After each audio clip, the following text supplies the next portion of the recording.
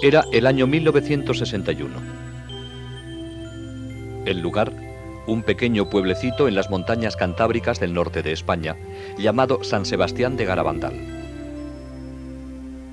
300 personas vivían allí, al pie de la montaña, en unas 80 casas de piedra. Este pueblecito está totalmente aislado de los demás de la región y es muy primitivo. Las casas carecen de agua corriente y la única fuente de calor es una estufa en la cocina. Solo hay electricidad durante unas pocas horas de cada noche. Las comodidades del mundo moderno, como televisiones y coches, simplemente no existen aquí. De hecho, no hay ni un solo motor en todo el pueblo. La gente se las arregla para ganarse la vida con la ganadería, teniendo que caminar a horas hasta llegar a los pastizales en lo alto de las montañas. Toda la familia participa en el trabajo, que consiste principalmente en recoger la hierba que luego se utiliza como alimento para los animales durante los crudos meses de invierno. Aunque Garabandal es el pueblo más pobre de la región, es también el más religioso. Todos los días, una de las mujeres del pueblo va por las calles haciendo sonar una campana para recordar a los habitantes rezar por los difuntos. Todas las noches, la gente se reúne en la pequeña iglesia para rezar el rosario y las letanías de la Santísima Virgen María. Los fines de semana, el párroco de Cosío hace el difícil viaje a caballo hasta Garabandal para celebrar la Santa Misa y oír las confesiones. Este era Garabandal en 1961. Era tan solo una sencilla población cantábrica que había permanecido sin cambios durante décadas, tal vez siglos. Y era de esperar que permaneciera así para siempre.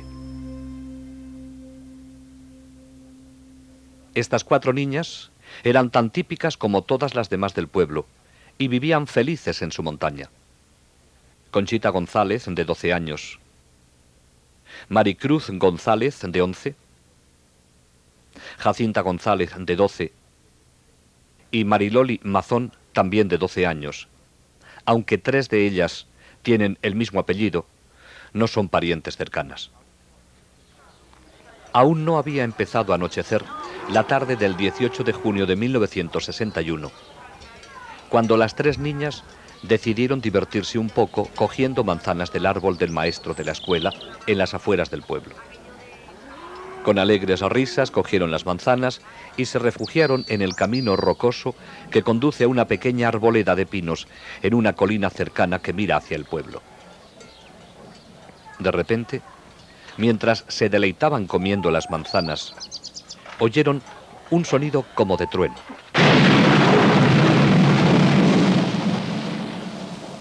Comenzaron entonces a sentirse mal por haberlas cogido sin permiso.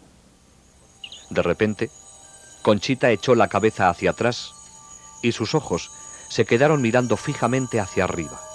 Al verla así, las otras empezaron a gritar. Estaban a punto de correr a sus casas para avisar a sus madres cuando les ocurrió lo mismo a ellas. Un ángel, rodeado de una luz brillante, estaba ante ellas. Parecía un niño de 9 años, pero al mismo tiempo parecía estar dotado de una fuerza invencible. Tan rápido como había aparecido, desapareció, volviendo las niñas a su estado normal. Temblando por la experiencia, las 4 corrieron a la iglesia del pueblo. Un amigo las vio y les preguntó la razón de su palidez. «Es porque acabamos de ver un ángel», contestaron. Al poco tiempo, todo el pueblo hablaba sobre lo ocurrido, aunque nadie creía que realmente hubieran visto un ángel. Durante los siguientes días, las niñas vieron nuevamente al ángel y él les habló la primera vez el 1 de julio. ¿Sabéis por qué he venido? Es para anunciaros que mañana la Santísima Virgen se os aparecerá como Nuestra Señora del Monte Carmelo.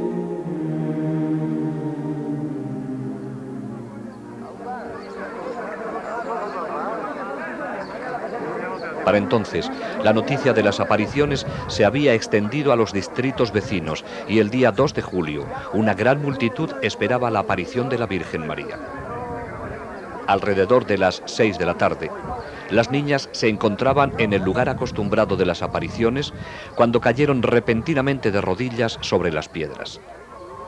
Dentro de una luz brillante, vieron a una hermosa mujer entre dos ángeles y en uno de ellos reconocieron al mismo que habían visto anteriormente. Más tarde, se enteraron de que era nada menos que San Miguel Arcángel.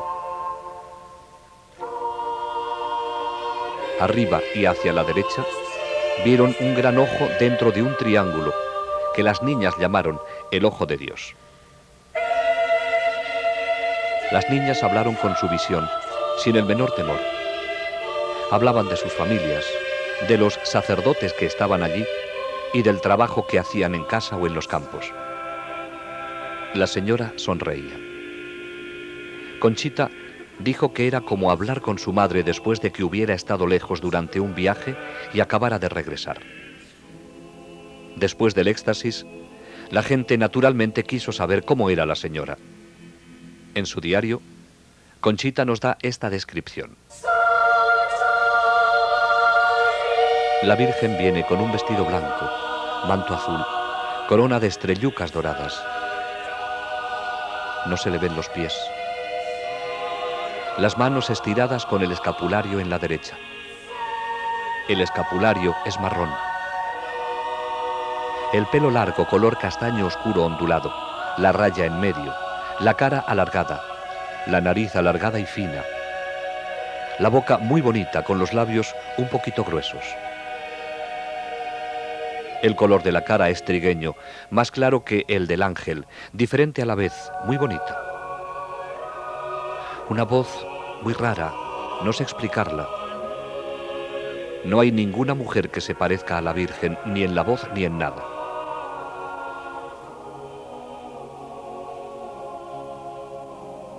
Pero existía un propósito detrás de estas apariciones de la Santísima Virgen. Quería utilizar a estas sencillas y simples niñas para llevar un importante mensaje a toda la humanidad. Pero siendo la madre amorosa y tierna que es, lo hizo a su propia manera.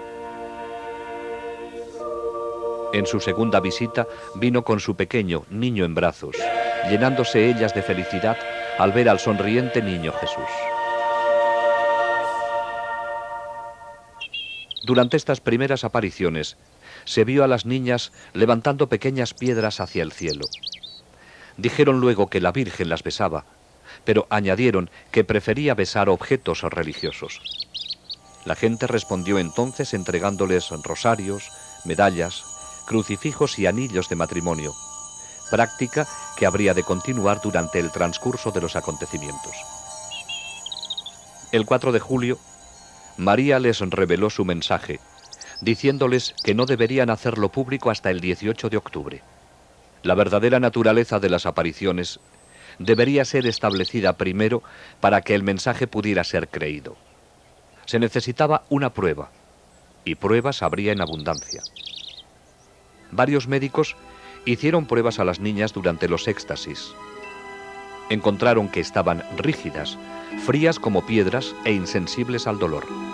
También experimentaban un cambio increíble en su peso. 2 hombres apenas podían levantar a una de ellas del suelo, mientras que ellas se levantaban entre sí con toda facilidad para besar a la señora de las apariciones. Las niñas sabían cuándo iban a tener una aparición mediante una serie de 3 llamadas interiores que se hacían progresivamente más intensas. Después de la última, salían corriendo llenas de felicidad a su encuentro celestial. Las llamadas tenían lugar a cualquier hora del día o de la noche, pero si las niñas se habían ido ya a la cama, entonces la Virgen respetaba su sueño. Conchita debió permanecer muchas noches en vela, esperando la última llamada de la Virgen. Hacia finales de julio, la frecuencia de las apariciones había aumentado a 2 o más en un solo día, con una duración desde 10 minutos hasta varias horas. Las caras de las niñas se transfiguraban, adquiriendo una belleza sobrenatural. Algunos observadores se impresionaban tanto con esto que les resultaba difícil mirarlas. Agosto comenzó con nuevos fenómenos. Durante las apariciones, cuando estaban de rodillas, Se las podía ver caer de repente hacia atrás hasta que sus cabezas tocaban el suelo. A veces caían al unísono, en perfecta sincronización, formando bellas esculturas. Merece la pena mencionar que nunca se les subió la ropa indecorosamente. En ocasiones caían totalmente rectas hacia atrás, dando un fuerte golpe seco en el suelo que horrorizaba a los espectadores, pero nunca se hicieron daño, levantándose luego sin el apoyo de sus manos o brazos. Comenzaron entonces los éxtasis ambulatorios, hacia adelante o hacia atrás y a través del pueblo, durante los cuales mantenían los ojos fijos hacia arriba todo el tiempo. Véase cómo el pie de Mariloli evita cuidadosamente una piedra del camino. A veces se movían tan rápido que ni los más jóvenes del pueblo, corriendo a toda marcha, podían alcanzarlas. Al terminar la carrera, no estaban cansadas ni sudorosas y sus pulsos eran totalmente normales. Durante estas carreras extáticas solían detenerse instantáneamente, desafiando las leyes de la física, mientras que los que trataban de seguirlas pasaban junto a ellas incapaces de detenerse tan rápido. Las niñas siempre llevaban crucifijos en las manos y los ofrecían para ser venerados a aquellos que estaban a su alrededor. Nunca sabían quién besaba el crucifijo, ya que durante los éxtasis solo veían a su visión y a ellas mismas. Por orden de la Virgen, sostenían el crucifijo para que lo besase aquel que María deseara. En una ocasión, después del éxtasis, Conchita se enteró de que todos los que habían besado el crucifijo eran sacerdotes vestidos de seglares.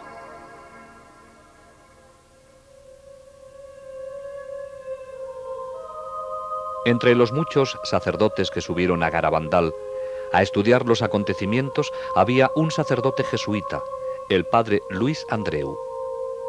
Era un joven brillante profesor de teología con la reputación de ser también un santo.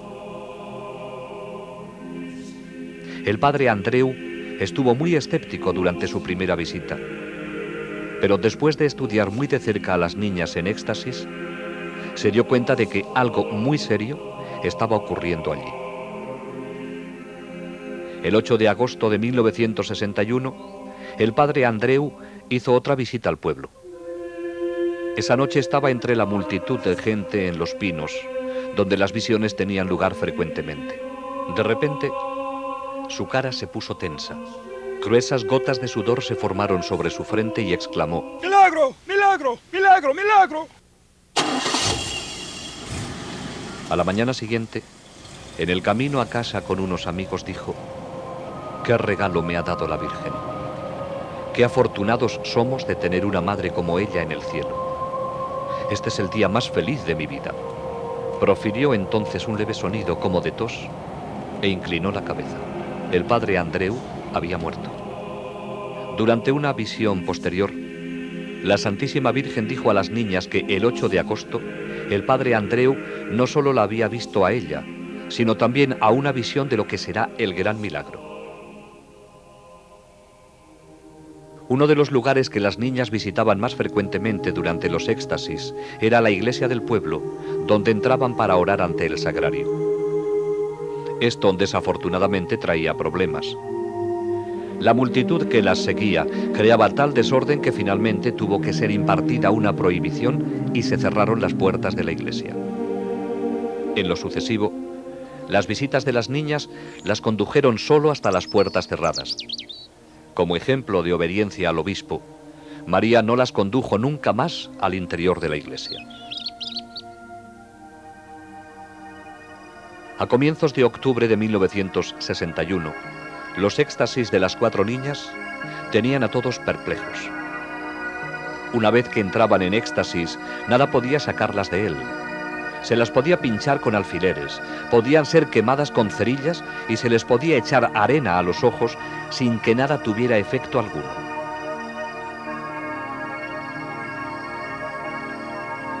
Las poderosas luces de las cámaras, disparadas a corta distancia, no las hacían parpadear. En sus marchas hacia adelante y hacia atrás, se movían con precisión y velocidad, sin siquiera mirar hacia dónde iban. Eran especialmente impresionantes sus descensos nocturnos hacia atrás, desde los pinos hasta el pueblo, a velocidades increíbles.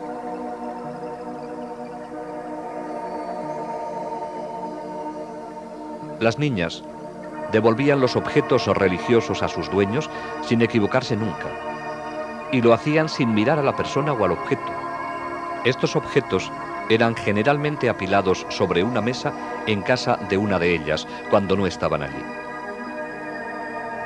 En ocasiones, los rosarios y las medallas con cadena se enredaban. Pero esto no era problema. La niña en éxtasis cogía los objetos de la mesa y los levantaba hacia la aparición, separándolos luego con toda facilidad en sus manos. Entonces tomaba el objeto recién besado por María y con los ojos fijos en la visión todo el tiempo, pasaba a través de la multitud hasta encontrar a su dueño. Era una experiencia conmovedora para la persona que se le entregara su rosario, medalla o anillo de matrimonio de esa forma misteriosa. Muchos lloraban, algunos se desmayaban.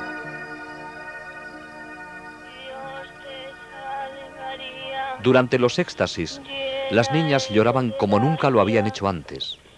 Oigamos una grabación original de dos niñas rezando el Ave María, mientras contemplaban a aquella persona a quien está dedicada esta antigua oración. Y bendito es el fruto de tu vientre, Jesús. Santa María, Madre de Dios, ruega por nosotros pecadores, ahora y en la hora de nuestra muerte. Amén. Cantaban himnos que no habían aprendido y con la ayuda de María componían canciones bellísimas. Oh Virgencita del Carmen, cuánto gusto nos has dado con aparecerte a nos con tu niño tan salado.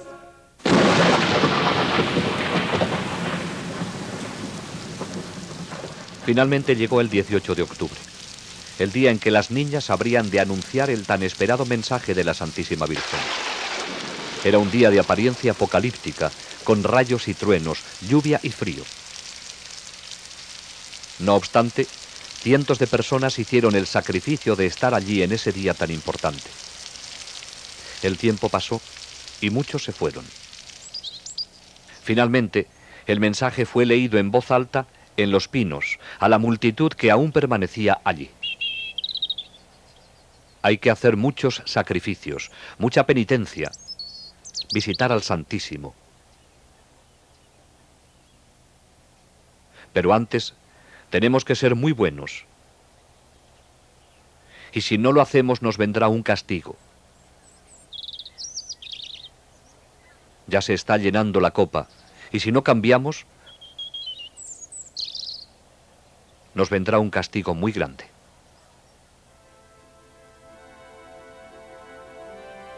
Muchos se alejaron decepcionados, habiendo esperado algo más. Pero ese fue el mensaje, corto y al grano. La más amorosa de las madres acababa de decirles a sus hijos, en un lenguaje claro y sencillo, lo que deberían hacer para evitar un castigo de Dios que sobrepasaría cualquier cosa que el hombre pudiera concebir. Los éxtasis de las 4 niñas continuaron hasta entrados los meses de invierno.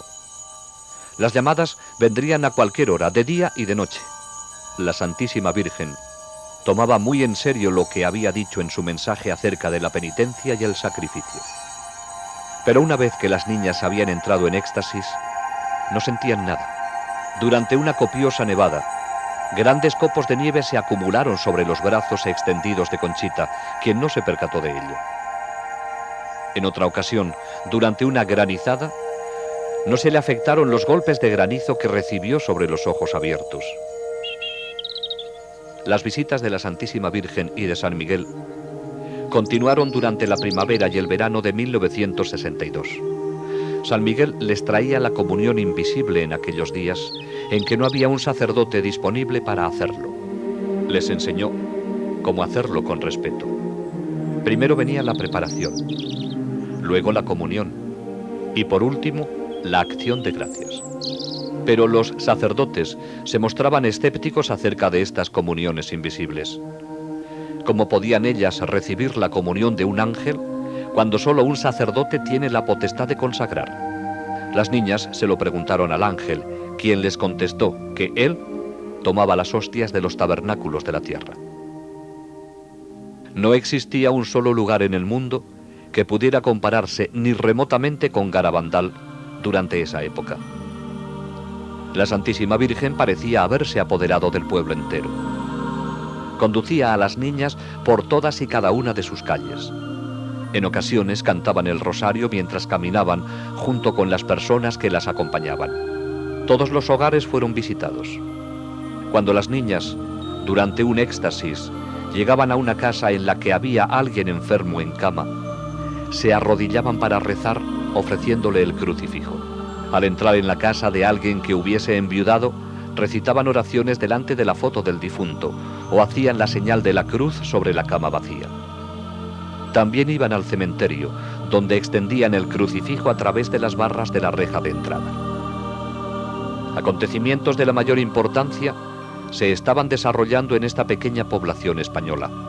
Aunque nadie se dio cuenta en ese momento, la Santísima Virgen María nos estaba preparando para la tormenta que estaba a punto de desencadenarse sobre la Iglesia. Ella había venido personalmente para reafirmar todas las verdades y enseñanzas de la Iglesia. Todo cuanto María hizo con las niñas estaba infundido de profundo significado para todos los cristianos. Durante los éxtasis, oraban en las más variadas posiciones, de rodillas, de pie, sentadas, caminando o acostadas. La Virgen nos estaba recordando que podemos estar siempre con Dios y con ella, sin importar dónde estemos ni lo que estemos haciendo. Nuestro Señor y nuestra Madre del Cielo quieren formar parte de todo cuanto hacemos, tanto si estamos en casa, en nuestro trabajo o conduciendo un coche. Cuando los taxis que traían a la gente a Garabandal aparcaban en el pueblo, las niñas en éxtasis se acercaban y trazaban la señal de la cruz sobre el parabrisas con los crucifijos. Nada era insignificante para la Virgen.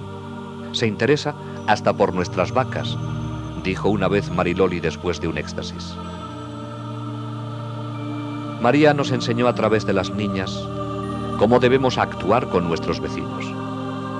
Si una de las niñas perdía un zapato durante las caminatas por el escabroso terreno, la Virgen le pedía a otra que se lo pusiese. A veces las niñas se separaban mientras iban en éxtasis por el pueblo. Al encontrarse de nuevo en otro lugar, se abrazaban todavía en éxtasis. Siempre que caminaban juntas en éxtasis, lo hacían tomadas de la mano o del brazo.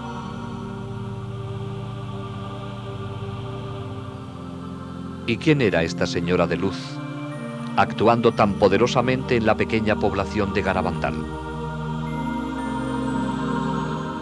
Aquellos que nunca lo entendieron claramente han debido tan solo fijar su mirada en la figura sobre la cruz que ella les ordenaba ofrecer a los presentes. Ella era la Madre de Cristo con un solo deseo: llevarnos a todos hacia su Hijo Jesús, el Salvador de la humanidad.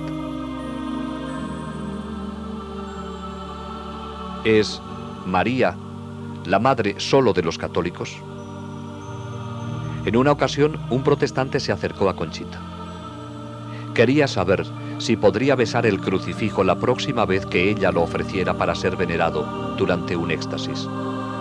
Conchita, que había sido educada en un ambiente totalmente católico, se lo preguntó con preocupación a la Virgen durante la siguiente aparición. María dirigió su mirada al hombre y dijo: «Él es mi hijo también». Y actuando a través de la niña, hizo llevar el crucifijo a los labios del protestante. Ante todo esto, las niñas debieron sentir que estaban en la antesala del cielo, pero no habría de ser así. Ellas, como todos los demás, tenían todavía sus vidas por vivir en un mundo real y difícil, cada vez peor con cada día que pasa. El 19 y 20 de junio de 1962 fueron 2 días que difícilmente podrán ser olvidados en los anales de Garabandal. Durante un éxtasis se oyó gritar de terror a las niñas. Se había levantado el velo, permitiéndoseles dar una mirada a los acontecimientos del futuro. Vieron confusión por todas partes y a la iglesia perseguida en un mundo dominado por el comunismo. En el momento en que las cosas eran peores, se les dijo que Dios enviará un aviso sobrenatural que será sentido por todas las personas de la tierra. Entonces, a pesar de hallarse en la presencia de la Santísima Virgen, se sintieron sobrecogidas de terror al ver escenas del futuro castigo que será enviado por Dios si el mundo no cambia después del aviso y el milagro. A pesar de que, a petición de la Santísima Virgen, las personas que estaban allí, casi todo el pueblo, habían permanecido a alguna distancia de las niñas, se sintieron tan sobrecogidos por los gritos y las expresiones de las niñas que al día siguiente el pueblo entero confesó y comulgó.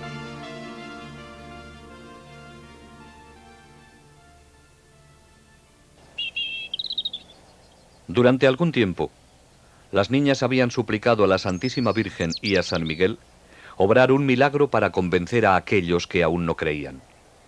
Finalmente, San Miguel dijo a Conchita que, en un día específico, según lo había determinado la Virgen, la comunión invisible que ella recibía se volvería visible sobre su lengua.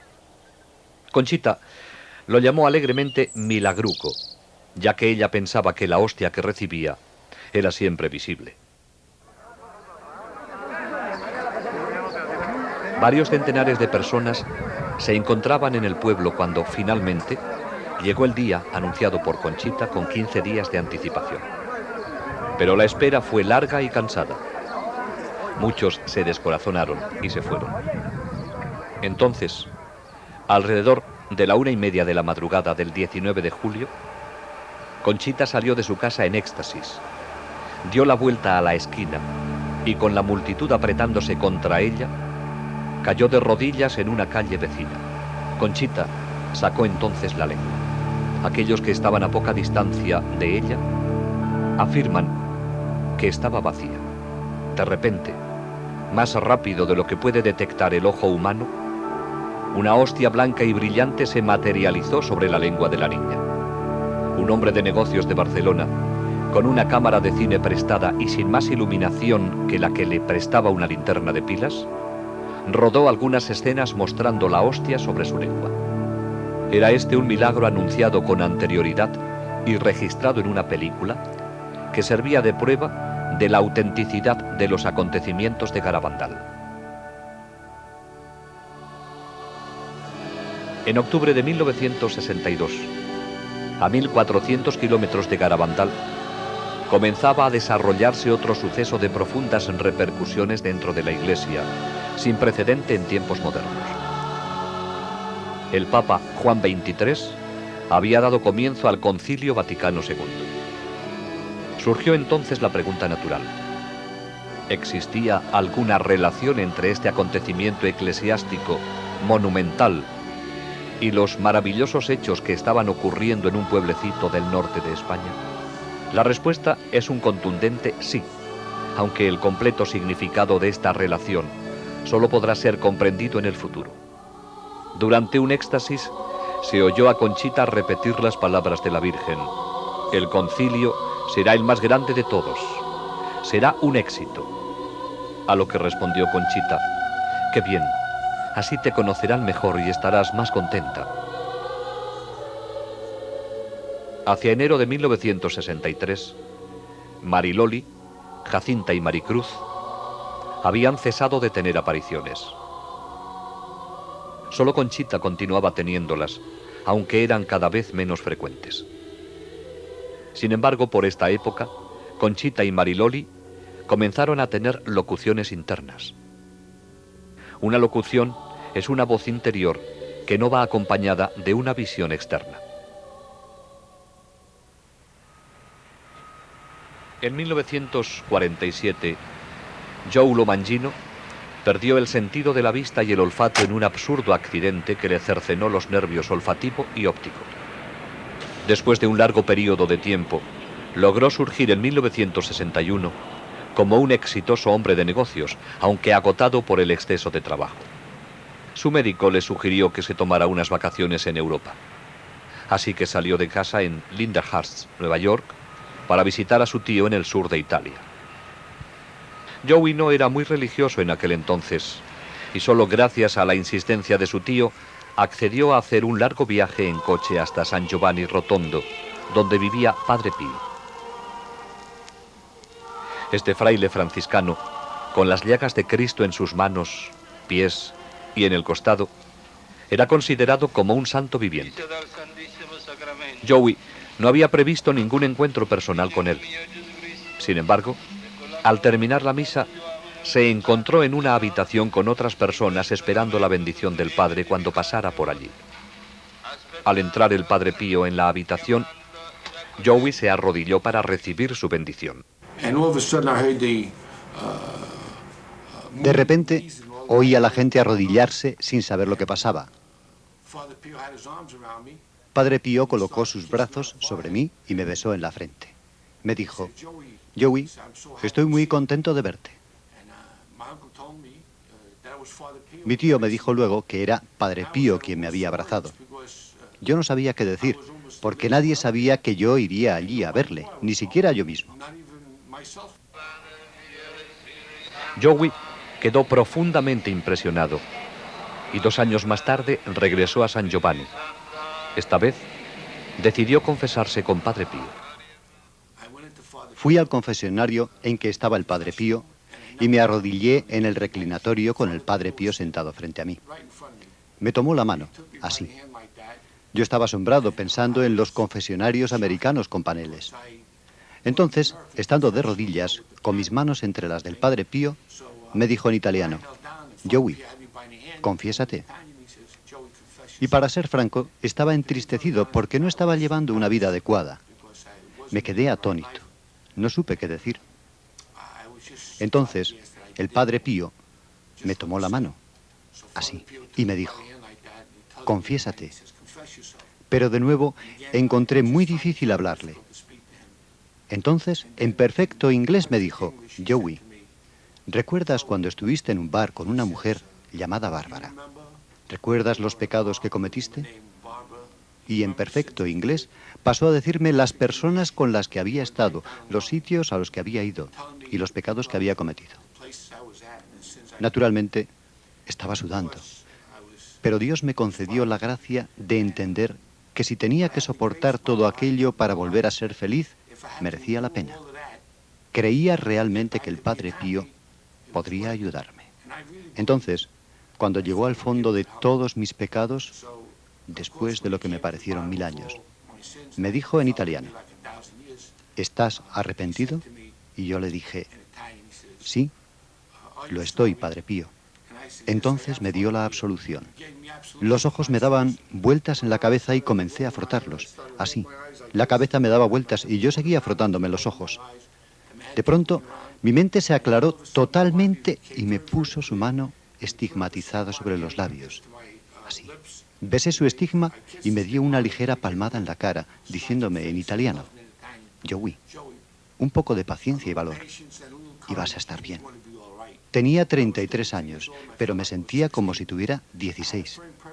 Tenía el firme propósito de corregirme, lamentaba todos los pecados que había cometido durante mi vida. Me sentía tan bien y tan limpio que no quería involucrarme con nadie por temor a que, solo al hablar, pudiera perder la gracia que había recibido. Pero aún había una gracia más para Joey, mientras se arrodillaba con otras personas para recibir la bendición del Padre Pío. Cuando tuve el accidente aquí, en 1947, perdí el sentido del olfato. Todo esto está suturado. Y esta es una fractura de 3 pulgadas sobre la frente. No solo perdí mis ojos, sino el olfato. Cuando me arrodillé para recibir la bendición del Padre Pío, sentí una fragancia de rosas que provenía de la sangre de sus manos. Al percibirla me sorprendí y me eché hacia atrás contra la pared, con los brazos levantados, así. para protegerme. No sabía qué pasaba. Padre Pío bajó mi mano y me dijo en italiano: Joey, no tengas miedo. Y me tocó así, en el puente de la nariz. Mi sentido del olfato fue restablecido después de estar sin él desde el día del accidente, en junio de 1947, 16 años atrás. Joey estaba lleno de paz y felicidad y no quería abandonar San Giovanni. No obstante, su compañero de viaje le recordó que tenían el compromiso de pasar parte de sus vacaciones en un lugar llamado Garabandal. Cuando Mario me recordó que teníamos que irnos a Garabandal, le dije: Mario, ¿cómo sabemos que es verdad? A lo mejor no es una aparición verdadera. Tal vez es un truco del demonio para hacerme perder las gracias que acabo de recibir. Preguntémosle a Padre Pío. Entonces él dijo: ok. Siempre habíamos tenido una magnífica acogida por parte de los religiosos con los que residía Padre Pío, así que fuimos donde estaban ellos y les dije: quisiera hablar con Padre Pío, ¿es posible? Y el religioso dijo: oh sí, Joey. Hicimos las maletas y volvimos más tarde, ese día, para encontrarnos con Padre Pío en el claustro. Al arrodillarme, le dije al Padre Pío: ¿es cierto que la Virgen se está apareciendo a 4 niñas en Garabandal? Y él dijo: sí. Dije entonces: Padre Pío, ¿debo ir allí? Y él dijo: sí, ¿por qué no? Y así es como ocurrió. Debido a que Padre Pío me aseguró que la Virgen se estaba apareciendo allí, dándome su autorización para ir, no tuve miedo y fui. La primera de muchas visitas de Joey Lomangino a Garabandal fue en febrero de 1963. En aquellos días, especialmente durante el invierno, una de las únicas formas de llegar al pueblo era en carreta de bueyes. No pasó mucho tiempo antes de que Joey se encontrara y conociera a las niñas a quienes la Virgen se había aparecido, quedando inmediatamente impresionado por su sencillez y sinceridad. Conchita habría de convertirse en una buena amiga. Joey se quedó también impresionado por el mensaje y sintió la necesidad de hacerlo conocer. Sin embargo, se sentía impedido por su ceguera. Me dije: ¿qué puedo hacer para hacer conocer al mundo al Padre Pío y el mensaje de Garabandal? ¿Qué puedo hacer? ¿Qué puede hacer un ciego? Nunca estuve en una obra de teatro en el colegio de lo tímido que era. Joey regresó a casa. Tenía un álbum de fotos de Padre Pío y de las 4 niñas en éxtasis, con explicaciones en relieve bajo cada foto. Visitaba las casas de sus amigos y familiares, dándoles explicaciones sobre el famoso estigmatizado y sobre los hechos admirables que estaban ocurriendo en Garabandal. De esta pequeña semilla habría de surgir un apostolado a través del mundo entero.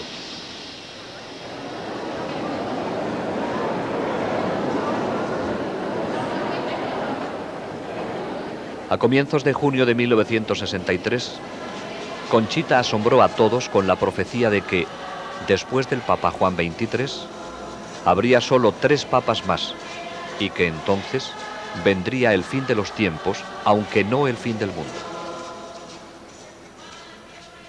El 19 de marzo de 1964, día de la fiesta de San José, Conchita tuvo una locución en Los Pinos durante la cual la Virgen le dijo que el día del gran milagro, Joey Lomangino recuperaría la vista para siempre.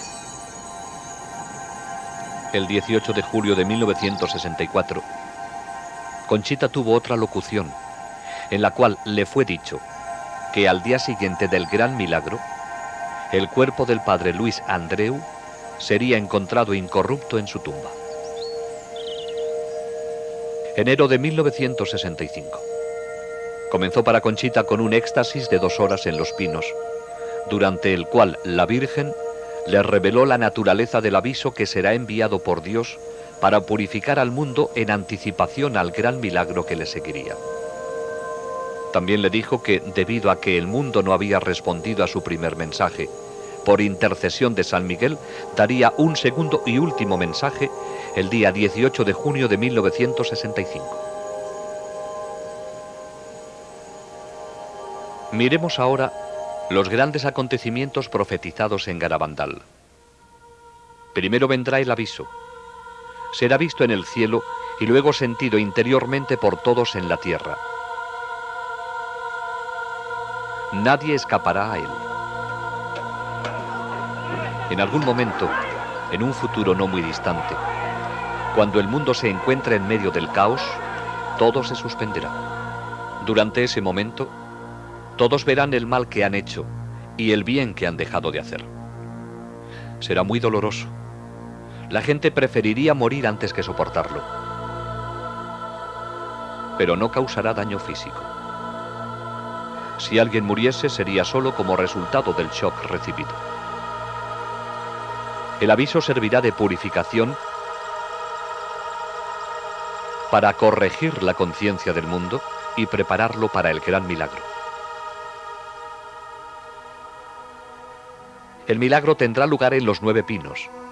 Ocurrirá un jueves a las 8:30 de la noche, entre el 8 y el 16 de marzo, abril o mayo.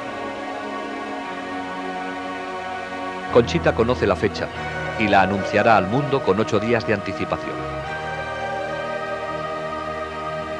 Será el día de un mártir de la Eucaristía y coincidirá con un gran acontecimiento de la Iglesia. Todos aquellos que estén en el pueblo o sus alrededores lo verán. Los enfermos que estén presentes se curarán. Los pecadores se convertirán y los incrédulos creerán. Como resultado del milagro, Rusia se convertirá. Después del milagro, quedará una señal sobrenatural visible y permanente que perdurará hasta el final de los tiempos.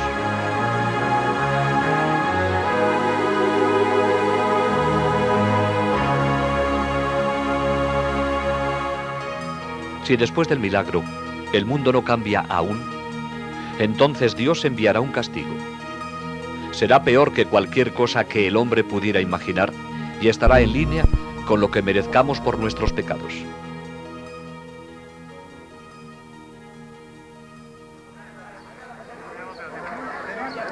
El 18 de junio de 1965, miles de personas llenaron la pequeña población de Garabandal para presenciar el éxtasis de Conchita y oír el segundo y último mensaje de la Virgen.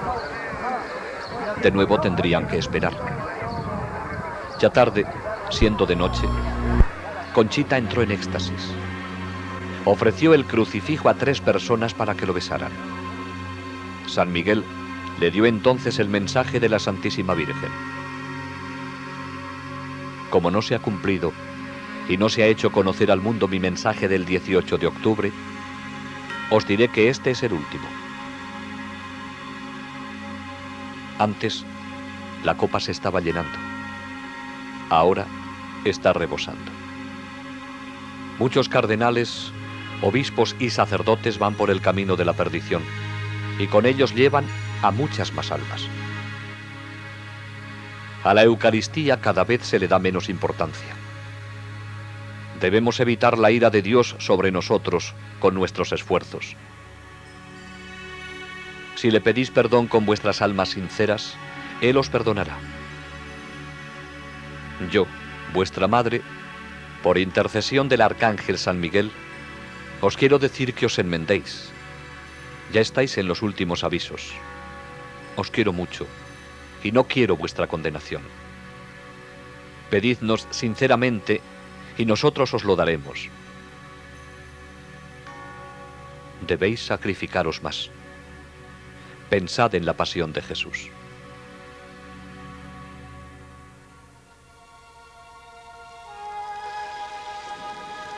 El 13 de noviembre de 1965 fue un día de alegría y tristeza a la vez para Conchita.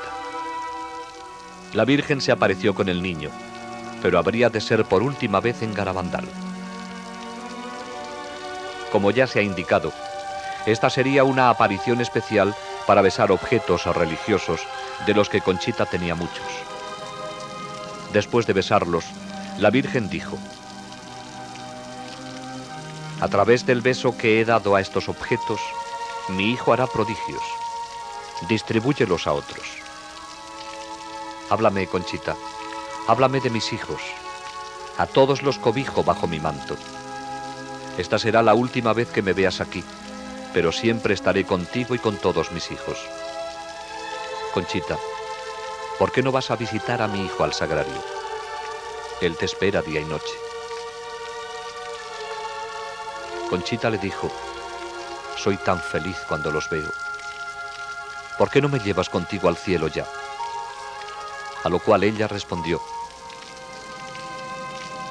¿recuerdas lo que te dije el día de tu santo? Cuando te presentes ante Dios, tus manos deberán estar llenas de buenas obras, hechas para tus hermanos y para su gloria.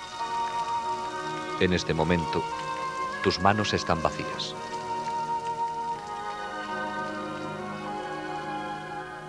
Todo había terminado. Los momentos felices en los que Conchita había estado con su Madre Celestial y con el niño Jesús habían concluido, aunque todavía sentía su presencia. Conchita dijo, han dejado mi alma llena de paz y felicidad, con un gran deseo de vencer mis faltas y amar con todas mis fuerzas los corazones de Jesús y María, que tanto nos aman. Lo que la Virgen dijo acerca de los objetos besados se ha vuelto realidad. Continúan recibiéndose informes de todo el mundo sobre casos de curaciones físicas y de otros favores recibidos. Muchos de ellos han venido de una medalla que Conchita dio a Joey Lomangino y que ha sido venerada por miles de personas en todo el mundo durante los muchos años de actividad apostólica de Joey.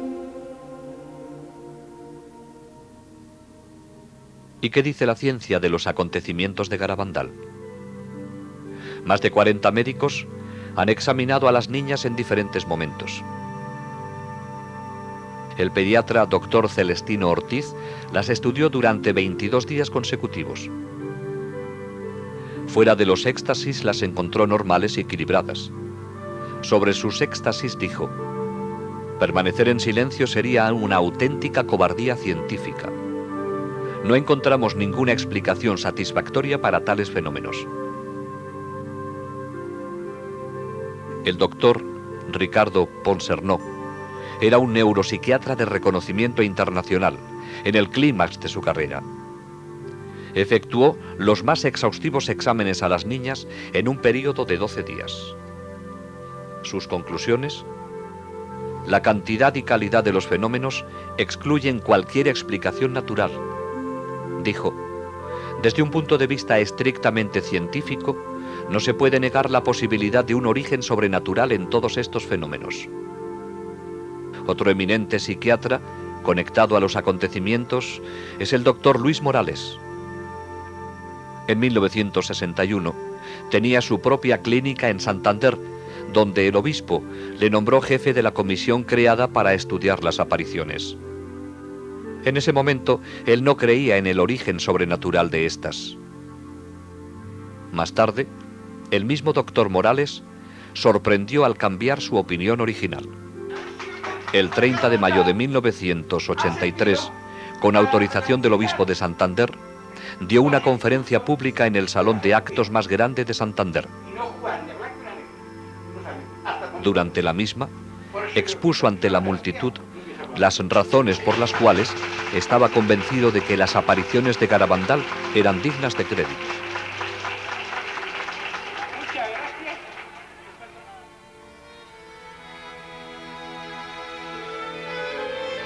Desde los primeros días de las apariciones, las niñas quisieron ingresar en la vida religiosa.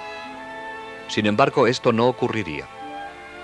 Durante su estancia en el colegio de las Carmelitas Misioneras en Pamplona, Conchita tuvo una locución de Jesús, durante la cual le dijo que no era su deseo que fuera religiosa, sino que debería permanecer en el mundo para hablar de María. Hoy día, las 4 videntes se han casado. Conchita, Jacinta y Mariloli se casaron con norteamericanos y viven en Estados Unidos. Maricruz permaneció en España y en 1971 se casó con Ignacio Caballero. Viven en Avilés y tienen 4 hijos. Conchita se casó en 1973 con Patrick Quina de Nueva York, donde viven con sus 4 hijos. Mariloli se casó en 1974 con Francis Lafleur, de Massachusetts. Tienen 3 hijos.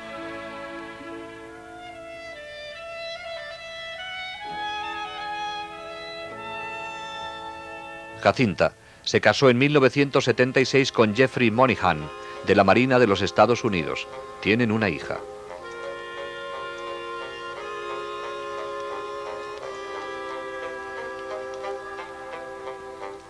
Joey Lomangino sorprendió a todos cuando se casó con Marilyn Luther, de Michigan, en 1977.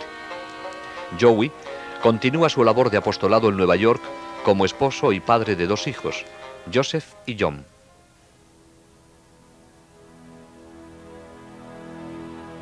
El principal propósito de la Santísima Virgen al aparecerse en Garabandal fue entregar un mensaje.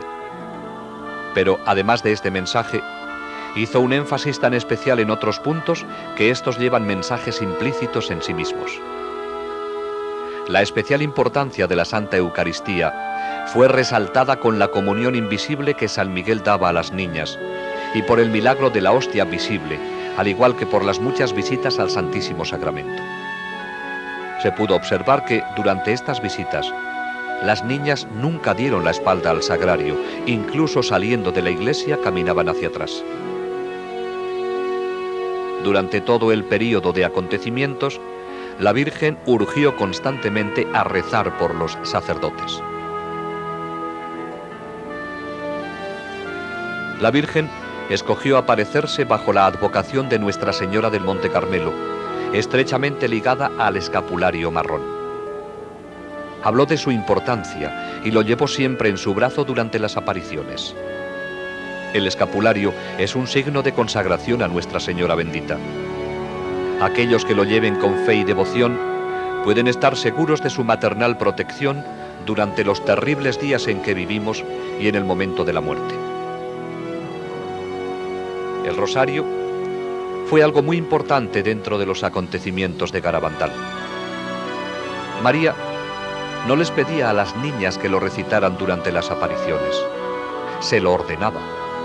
Les enseñó primero los misterios y luego cómo decir las oraciones lentamente, pensando en lo que decían.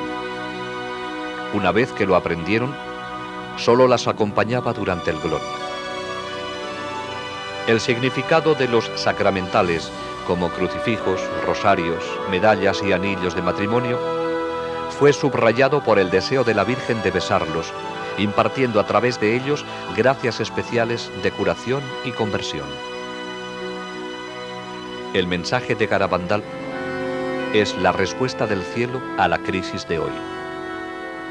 La decisión es nuestra ahora. El futuro de nuestra generación dependerá de cómo respondamos a él.